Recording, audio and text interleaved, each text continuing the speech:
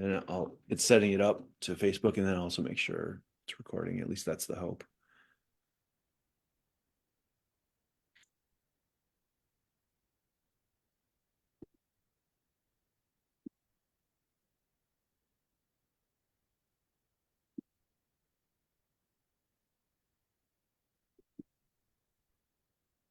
All right. Good to see you, brother. Yeah, great to see you, Chris. Thanks. I think we're live on Facebook. That is the intention, and I'm hoping that is true. It looks like it is. Let me just actually go to Facebook and make sure.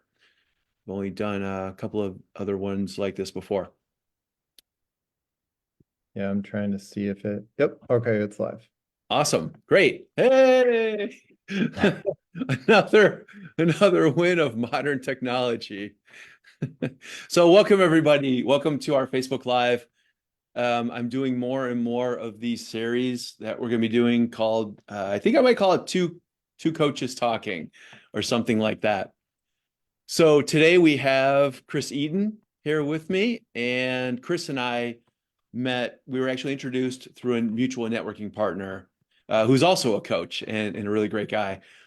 And he put us together and said, hey, I think the two of you might want to talk. You know, you're both coaches, you're both really interesting. You've got great background, really helping each other. So Chris and I spoke, and we hit it off really well, had some really great synergies. Chris is a death doula, which is really interesting. Not many people do that, of course.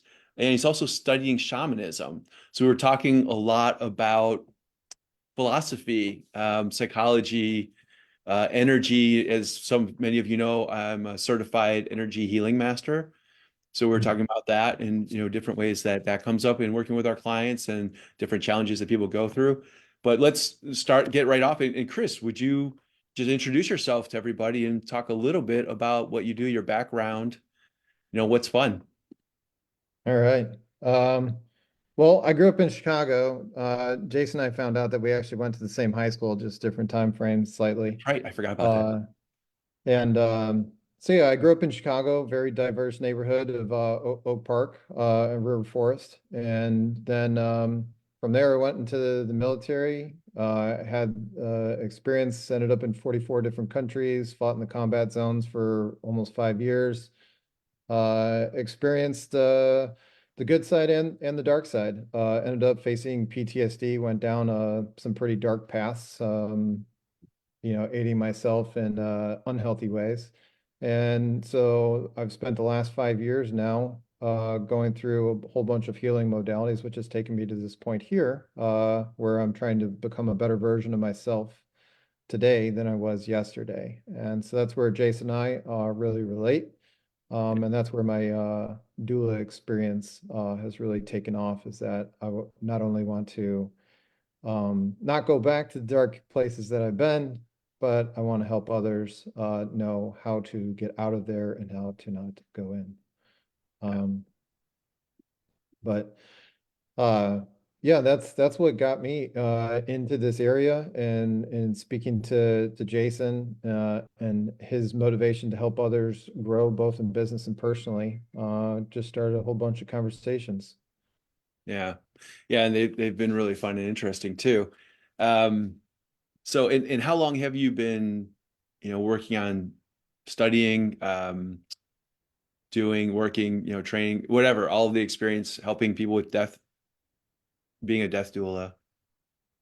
Uh, my experience in counseling people started way back in high school. I used to be a youth counselor, and then that took off to college, and I was teaching high schoolers, and I was teaching my peers in college, and then afterwards in the military. A lot of people don't think of this side of the military officer, but you're also mentoring the soldiers that you're leading. It's not just the profession; you're trying to encourage them in their personal life as well.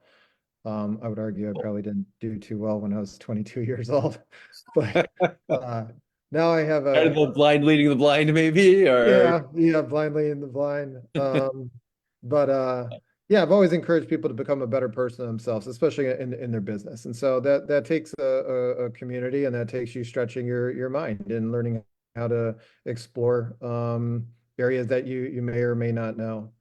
yeah, So in business, it started out with Stephen Covey, actually out of Chicago. I went to a conference with him, and he challenged me to, think bigger, look inward, like learn a little bit more about yourself, and you'll become a better business person. And so I became obsessed with my business growth, but my personal growth didn't start until 2023. Uh, Okay. yeah, So, was that similar to you, or? well, it's funny that you said that because the first thing that I thought when you said that was, come on, your personal growth started, I mean, it's been doing it your whole life. All of us have. But so what do you mean by that? How did it start in 2023? 2022? I forgot what you just said. Yeah, so 2018, I hit a low point in my life. I tried taking my life. I just didn't see any other option. I thought my kids and everyone would have done better without me. And when I woke up, thank God, I decided I needed to learn, like, how did I get here and how do I never go back? And Mm, from there, I went to as many resources as I could. The VA did their best job in trying to get me in front of the right people, but it wasn't enough. It gave me a whole bunch of logic and it made me think about things, but it really wasn't changing me. I was still heavily drinking and, self-prescribing in other ways. Uh, and it wasn't until 2023 when I ran into Dr. Nigel Polton out of Florida. And he handed me a book called The Happiness Trap. And that completely changed my perspective and how the human mind is capable of managing thoughts and emotions. I thought, oh man, dude, you're psycho. How dare you have these crazy thoughts like, when you're driving and some jerk is in the left lane and you're like, man, I wish I had a monster truck run him over. I thought I was an evil person for thinking those thoughts, but apparently everyone has them. oh yeah. Um, we all have days where it's harder to breathe because we have way too much stimulus crap that's going on in our life. And I Yes. didn't know that you could manage all of that stress in a better, healthier way. So, that's been my journey, and the Happiness Trap book was one of the first things that kicked me off. And then from there, I studied everything that I could that appeared to me as strength, power, and that led me to the Buddhist monks. Who else in the world still has an entire community which is able to withstand the chaos of day-to-day life? And they do it with such grace. Yeah. Uh, I studied them. I studied shamanism. I studied grief workers, counselors, psychologists themselves, the books. I studied Napoleon Hill, Stoicism, which is where you and I met through Right. Travel Stoics and Keegan. Yeah. Shout out Uh, to Coach Keeg. yeah, hey, Cake. Yeah. So, Nice. What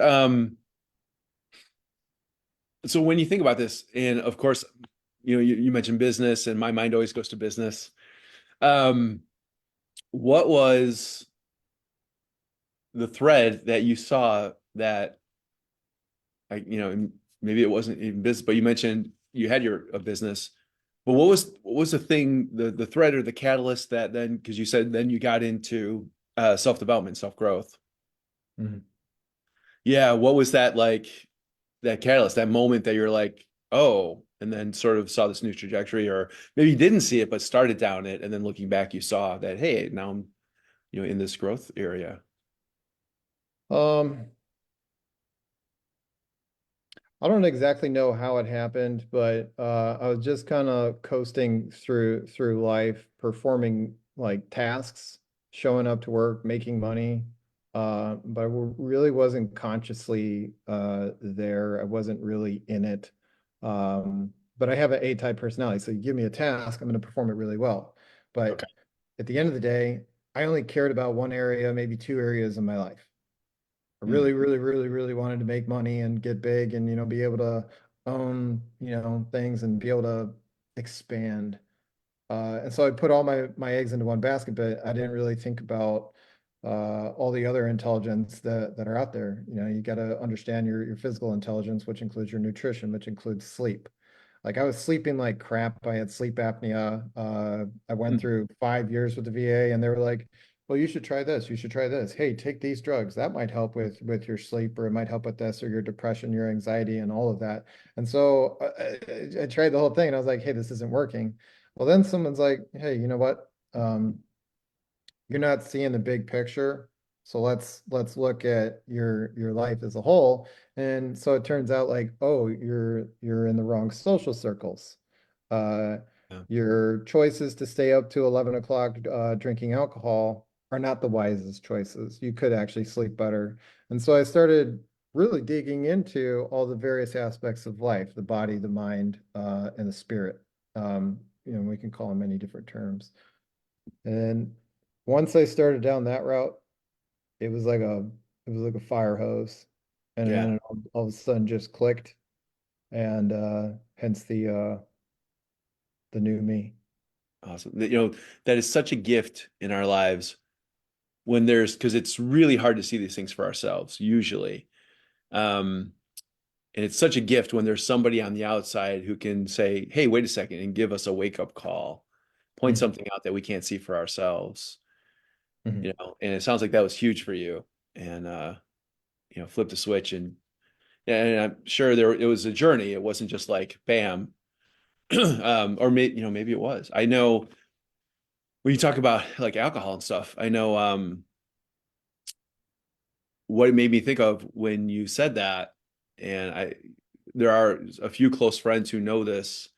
Not too many people know this. Something that I went through, which was in my mid 20s, yeah, mid to late 20s, be like about 27 years old.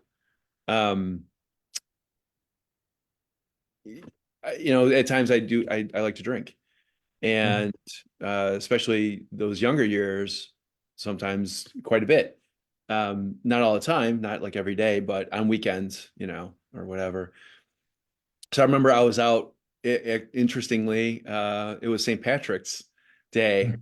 Um, yeah, That's a I, good I day. think probably when I was 27, 28, and I was out with a group of friends. We're at a bar in Chicago, that's no longer there anymore. And a bunch of us always, we talk and say that we miss that place. Harp and Shamrock, for those of you who used to go over on Fullerton. Um, and it was a little bit early in the evening yet, and I had a lot to drink. And I decided I was going to go home. I was going to go back to my apartment and relax, or I don't know if I was going to try to go out later that or whatever, but I knew I was pretty inebriated. And I walked out the front door of the bar, turned, and I was going to go catch a cab. And I took one step, and I just blacked out and face planted into the bush bed and gravel. And I had like dirt and gravel on my face. And I don't know how long I was laying there. I don't know if it was like 10 seconds or a few minutes. I have no idea. But I woke up, or I stood up, and came to, and I just realized it was one of those moments. I was like, wait a second, what am I doing? Mm, That had been kind of my life, was going out to the bars and getting not quite that drunk, but somewhat drunk on a regular basis. And sort of all I was living for was like for the weekends for the most mm, part. I was playing some volleyball too, which I still play volleyball and I love that. But that was certainly a wake up call. And I went home and I just thought about it. I was like, what am I doing? This is probably not a good life to be living, to be doing mm, this way. And I mean, it didn't affect my relationships. It didn't affect, I was single at the time. It didn't affect my work. It wasn't, but it just like, this isn't good. So I made a conscious decision and said, you know what? I want to get involved with some other things. I'm literally, instead of going out 3 weekend nights a week, Thursday, Friday, Saturday, I'm going to stay in one of those nights and just mm, read a book, watch a movie, just chill out, just remind myself that I don't have to use alcohol to have fun, which is mm, something that I taught myself when I was in high school, um, because I grew up with alcoholism in my family.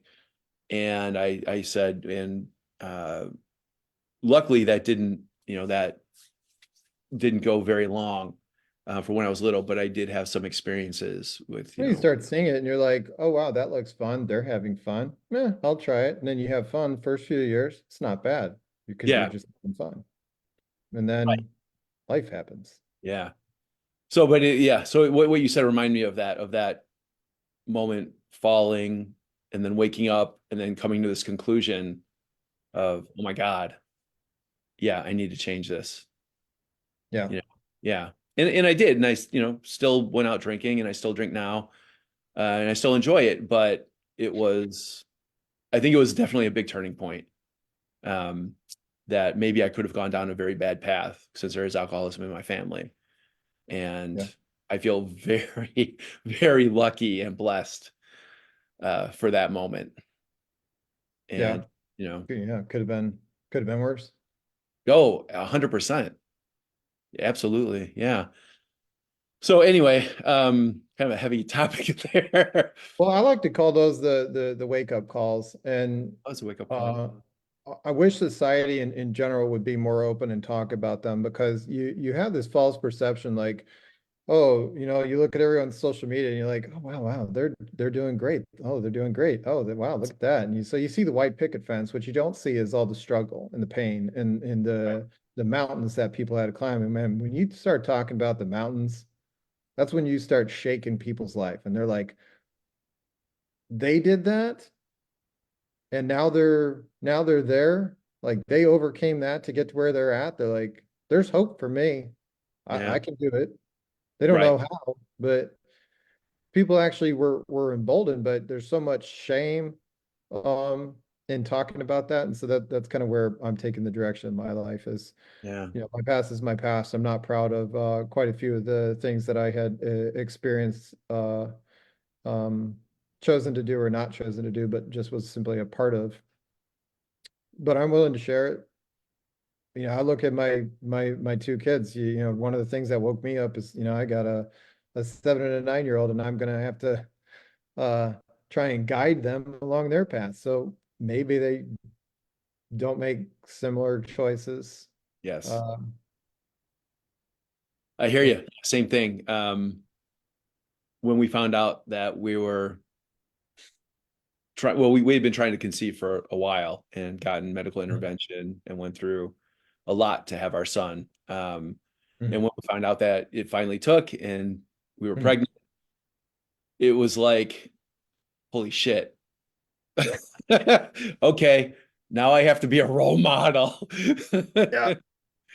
Yeah. I have to like help to guide a human. I mean, I've been already coaching for years, or wait, yeah, I'd already been coaching for a handful of years and helping people, but now it really got real. I've got Yeah. this really serious, big responsibility now for, Yeah. shaping a human to be a good human and to help Mhm. the world. And it was funny too because my wife and I always just, I don't know. I think it was because a lot of our friends were having girls as their first baby. We just assumed we were going to have a girl. Mhm. And I was like, oh, okay. That's great. And we had that and we had a name picked out and we even bought like one or two little outfits. And then we found out we're having a boy. And again, one of those oh shit moments like, oh, damn. All right, now I'm really up to bat. Because I was thinking like, oh, my wife would handle how, teaching the girl how to be a girl. And I Yep. was like, ah, man.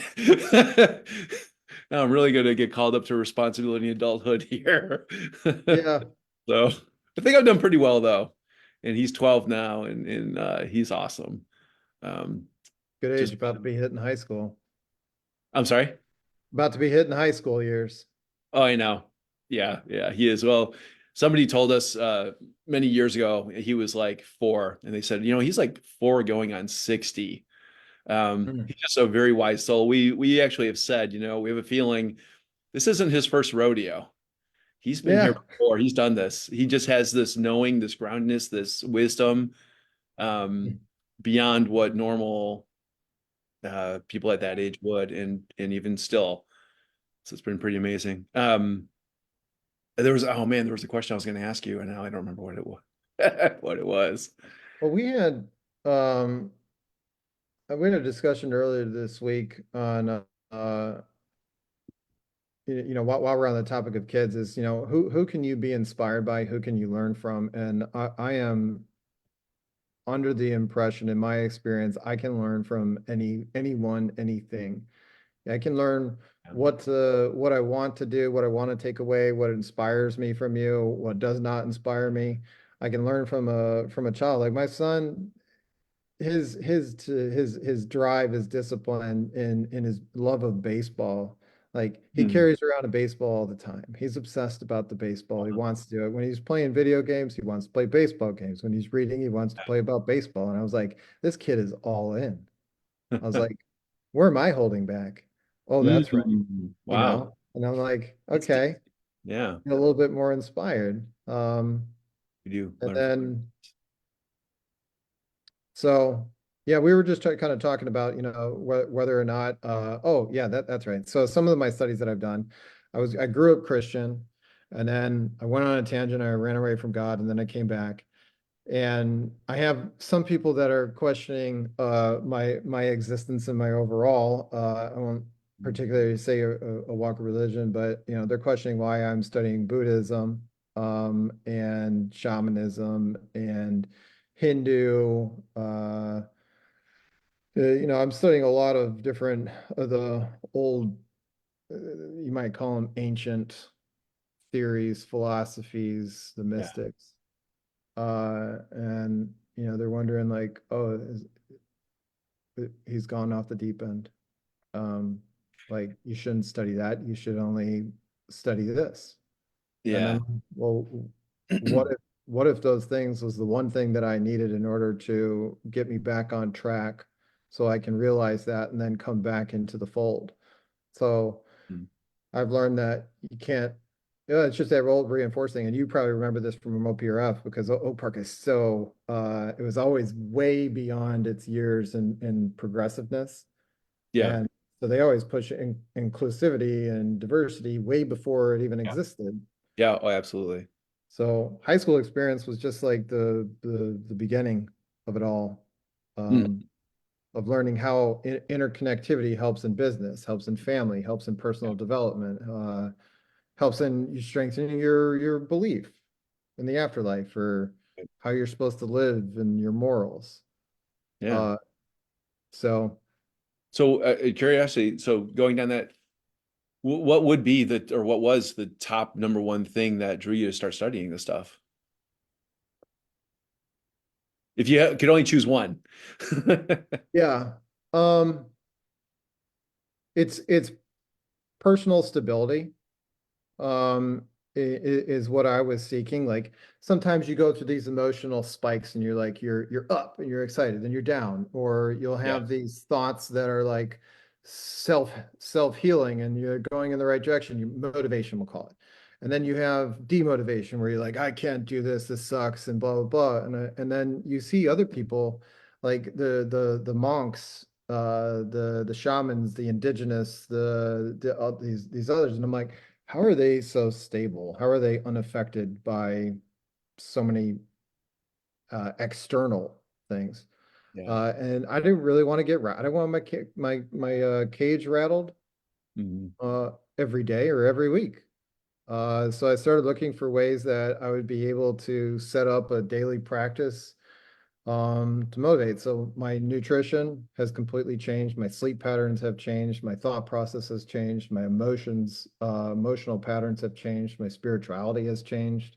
Wow. Um, and I'm no longer a people pleaser where they're like, you have to do this to get this. I'm like, no, I don't.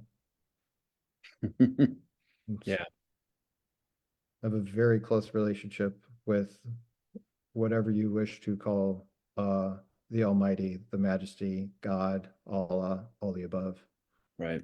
Um, Source. Yeah. or a purpose greater than thyself is another way people like to phrase it.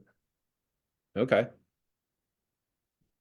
Yeah, totally. I know for me, I first got certified as an energy and emotional healing master 11 years ago. And what what drove me to do that was two things. I mean, kind of three.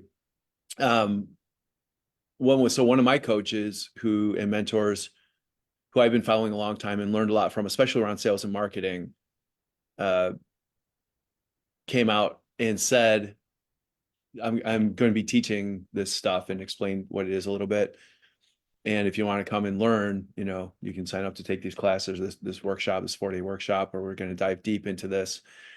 And I was not familiar at all with it. And I was very left brain. I've always grew up very not too emotional, very analytical. Mm. Um, and in hearing that, and he basically said, I get paid, he gets paid, he has a huge, huge high fee that, people work with him. And he said, if you want to know how it is that I charge this amount and people gladly paid me for it, come learn these techniques and then, you'll Mm. know.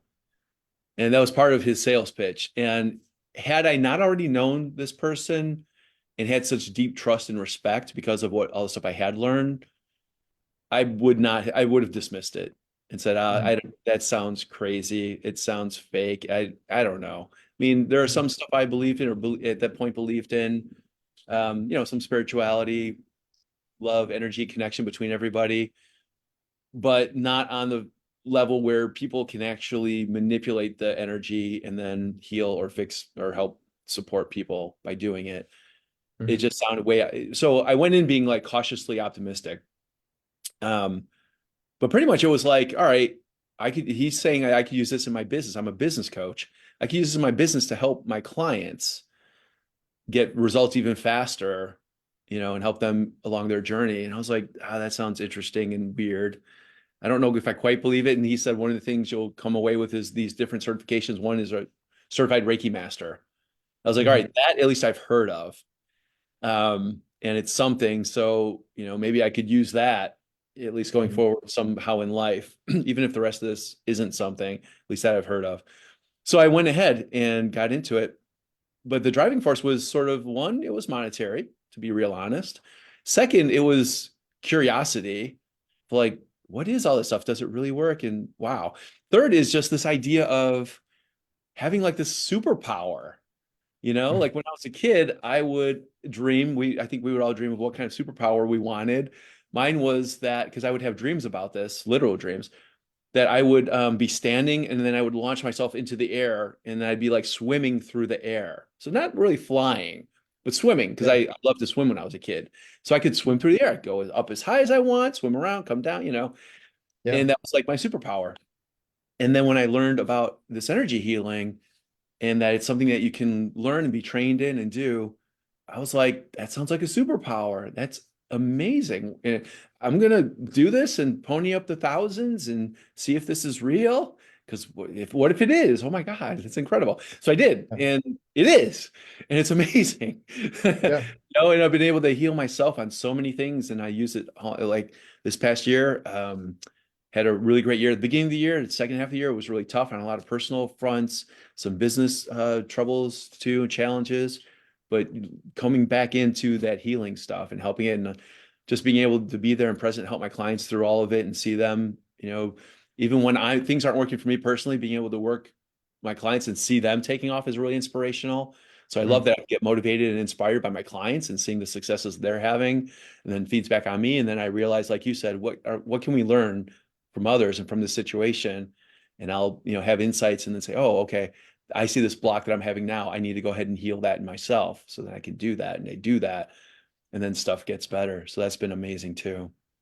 Well, you become more in tune with yourself. Some would call it, Yeah. your gut instinct. Others, when you get a little scared, you'll see the hair stand up on your arm or somewhere on you, and your body is telling you something that you really can't see with your mind, your normal perception. So there is something that's there, which is why you need to take care of the body so you're able to be more in tune with it and it's able to send you the messages. So maybe Yes. you have multiple things that are happening inside of your body and it's sending too much noise in there so you can't hear it. Hmm. You don't understand it, so you haven't researched it. You chose to gain increase your intelligence in that field, so you started to understand the interaction of the body and the effects that it has on your emotions, on your thoughts on the spirit, your overall Yes. being. Yes. Um, and then, yeah, if something else goes out of whack, like let's say your logic goes out of whack and you're an overthinker or you're an underthinker and you have all this self-doubt that's going in there, or you have Yeah. too much emotions. One of those things is not going to sync with the other, and you're going to feel like you're off whack and you're not able to be stable. And so through use of Reiki or breath work or Ayurveda and many of the other modalities that are out there, you can create that stable environment, come back to reducing the oversensory that's happening, and then Hmm. move forward with grace. And it's Right. beautiful to see when someone has been through it and how they're able to navigate through their problems with ease, more ease than what they previously had. It's not an all one-stop thing. I just have to throw that in there because Yes. it's Oh a my gosh. journey. It is. It is a journey, and there are, yeah, ups and downs and highs and lows and new learnings. Oh, I can't remember what it was now. Just this morning, I learned. So yeah, I've been, business coach for 18 years, networking for 18 years. I teach networking and how to grow businesses through it, how to have great conversations, how to follow up with people, how to invite them to sales conversations, how to have the sales conversation. So the whole like A to Z, from you're standing in line at the grocery store to you have a client. And I love that. And I teach my clients that.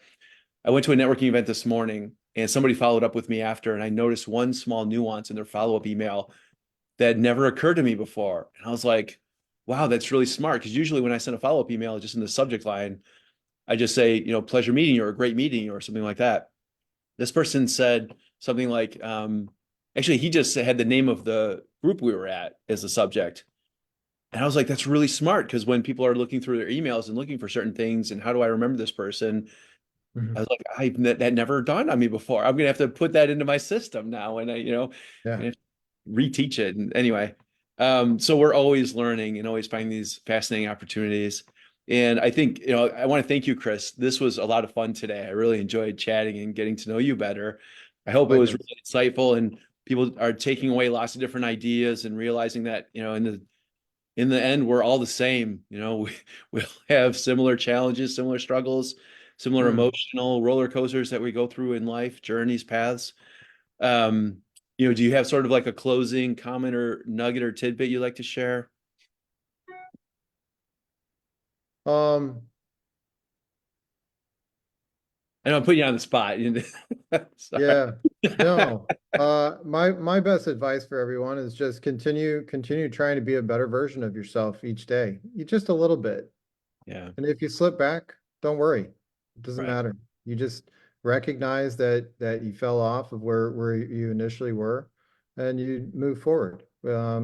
It's even better if you have a group, you start to establish a community of like-minded individuals. Napoleon Hill talks about that. We talk about that in Travel Stoics. That's pretty much in if you see successful people, they have their tribe, we'll call it, Yeah, and it really excels you um, to be able to be successful in whatever area of life you're focused on improving on. awesome, awesome. So I greatly appreciate the opportunity to talk with you. Hopefully, someone out there, what we talked about resonated with them. Uh, do you have a way you want folks to get in touch with you? Oh, yeah. Thanks for asking. Yeah, if you'd like to have a chat with me, like I said, I love connecting with people. This is why I'm doing these things, to be able to connect and grow the circle. Uh, I do have a free business breakthrough coaching session that I like to offer people. If it sounds that either they're curious about working together, or they want to see if it's a fit. And what we do is take a look at where your business is now, where you'd love for it to be a year from now. We talk about what that would look like, the income, your lifestyle, what your team, if you have employees, what your organization looks like, what you're doing in the business. And then we'll take a look at the challenges, the hidden blind spots, and uncover what could be sabotaging or holding you back from achieving these things. And then help you to create a really great motivating plan to move forward over the coming year to achieve your goals faster than you thought possible. So if you'd like to do that with me, complimentary, and if it sounds like there's a fit to work together to explore coaching, we can take a look at that after we go through this, and we both Mhm. have a great sense of what we're looking for. We could talk about coaching and how that works.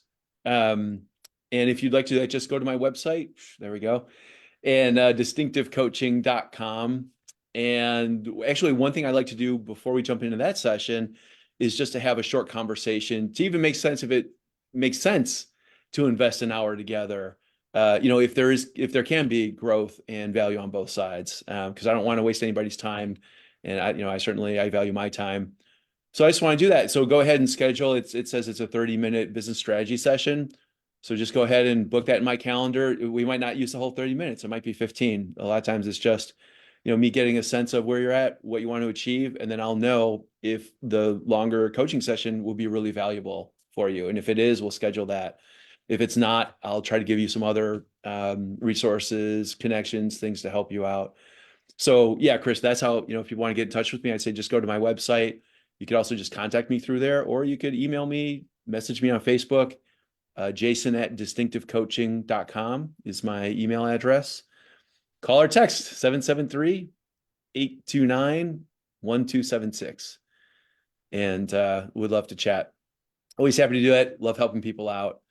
That was the other thing I was going to say, going back to the healing thing. So I went in for those reasons, but then as I learned, I think this truly is my destiny. Like, I was meant to do this. I had already started doing it in coaching. I just didn't realize there are higher levels and faster ways to do this to help people more deeply.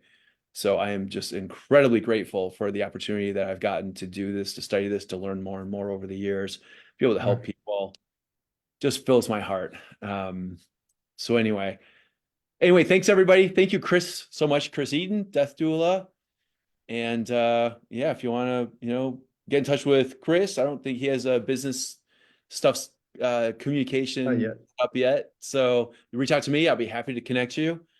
And look for more of these fun impromptu conversations, two coaches talking.